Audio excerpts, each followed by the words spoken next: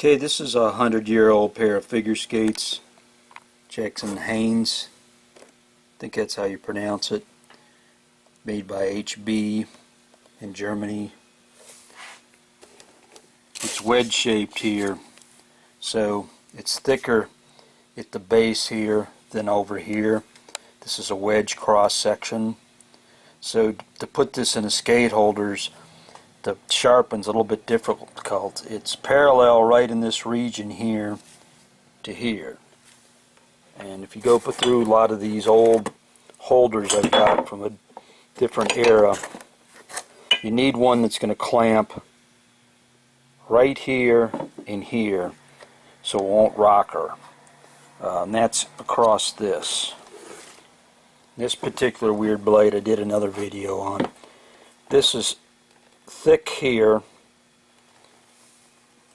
and down here, but the tail end it's thinner. So, and the part that contacts the skate goes from thin to thick back to moderate, and then from the contact area down it's wedge shaped and it's parallel here.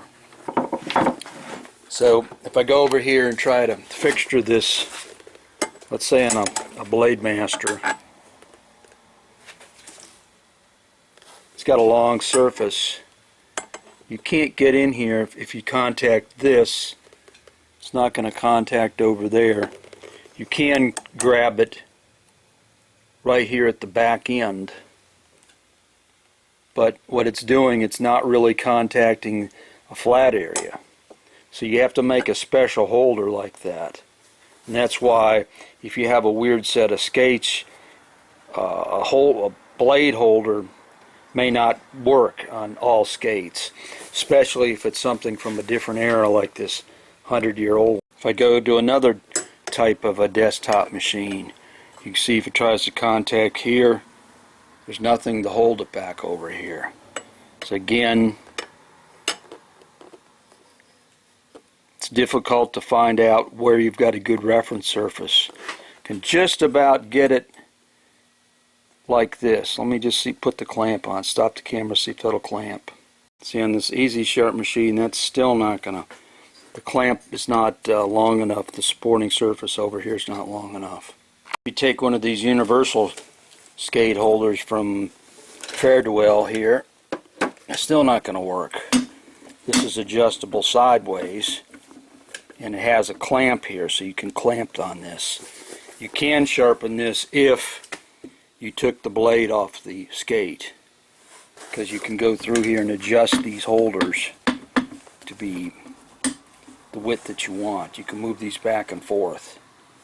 But if you try to put the skate inside here, it's not going to fit in through the holes. So you can't use that old type of holder. You take like a Wissota and put this on here. Again, the holder's not long enough. It needs to touch here and here at the same time. Almost well. Let me see if I can get the clamp on. Take the camera off, see if I can get the clamp on. Now with this Wissota, it actually is touching right at the back here, not down here, so it's down to where it's still a little bit wedge shaped, but it's to where it's fairly solid. You probably could sharpen this skate with the Wissota. It's amazing. Ideally, you want to be on this surface and this surface where it's defined to be parallel on this particular 100-year-old blade. This is flat and this goes wedge shape. Now, the Incredible Edger actually will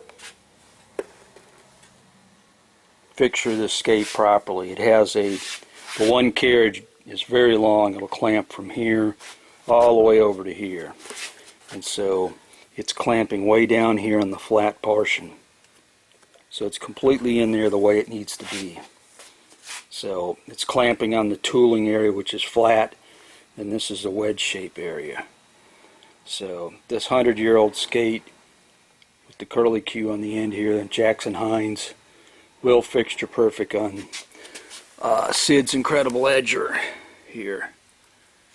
These are the controls to lift it up and down like this. At one end you can tentatively move this in, see where it touches the wheel. Move this up and down, and the one on the other side is going to be about the same position. And you can take a trial and then see what your squareness is. Now this one is wedge shaped, so you've got to go through and compare the offset on either side. You can't put a bat gauge on here because this is not parallel. So you either got to use a real long ruler, or you have to go ahead and put a square and compare the gap on this side versus the one on this side.